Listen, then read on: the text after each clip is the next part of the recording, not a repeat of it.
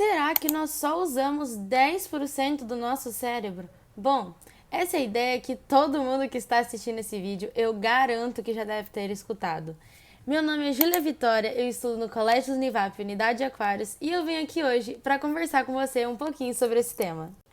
Essa ideia que todo mundo que está assistindo esse vídeo, eu garanto que já deve ter escutado uma vez na vida, nos leva a um questionamento que vai ser muito importante para a nossa conversa, que seria: qual o limite potencial cerebral dos seres humanos? Essa ideia é amplamente divulgada e conhecida por quase todo mundo. A ideia de que só usamos 10% do nosso cérebro ainda está viva, como por exemplo, no filme Lucy de 2014 e no filme Sem Limites de 2011, essa ideia é o foco de trabalho do filme. Mas sendo bem direta ao ponto, não, nós não usamos somente 10% do nosso cérebro. Isso é, na verdade, um mito enorme que foi tantas vezes repetido que acabou se tornando realidade para muita gente. Mas vamos entender o porquê. De onde veio essa ideia? Curiosamente, ninguém sabe ao certo de onde surgiu essa ideia de que somente usamos 10% do nosso cérebro. Alguns acreditam que essa ideia foi implantada pelo famoso psicólogo americano William James, que no seu livro Energy of Man, de 1907, ele colocou a seguinte citação: "Nós estamos utilizando apenas uma pequena parte de nossos possíveis recursos mentais e físicos", o que gerou muitas dúvidas. Outras pessoas acham que a culpa é do escritor Lowell Thomas, que no seu prefácio em seu livro de autoajuda comentava sobre os 10%, mas essa ideia de que a culpa é dele foi somente por indução da população, já que ele não citou nenhum momento sobre nós usarmos 10% do nosso cérebro.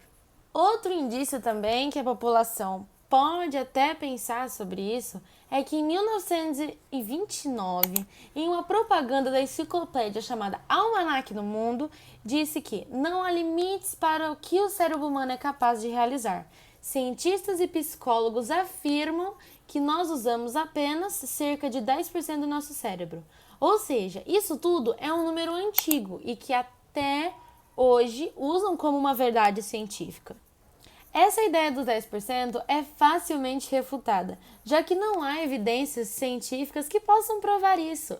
Usando uma técnica chamada ressonância magnética funcional, neurocientistas podem identificar as partes do cérebro que estão ativas quando uma pessoa pensa em algo, por exemplo.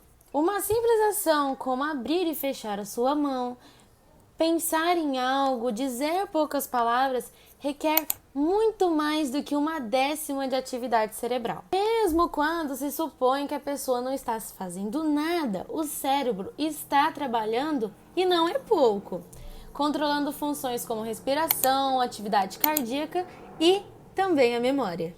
O que não é nada ocioso para a gente. Por exemplo, se os 10% fossem relacionados ao número de células trabalhadas no cérebro, ainda não poderia se proceder a essa ideia, já que não é bem assim que funciona.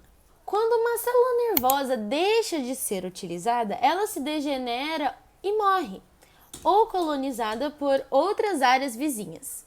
O nosso sistema não permite que as nossas células cerebrais fiquem ociosas, já que elas são muito valiosas. Segundo o neurocientista Sérgio Della Sala, o cérebro necessita de muitos recursos. Manter o tecido cerebral consome 20% de todo o oxigênio que respiramos.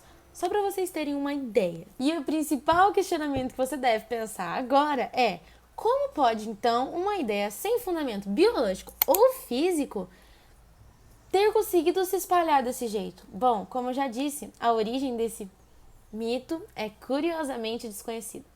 Mas é claro que as pessoas que defendem essa ideia não iriam deixar barato.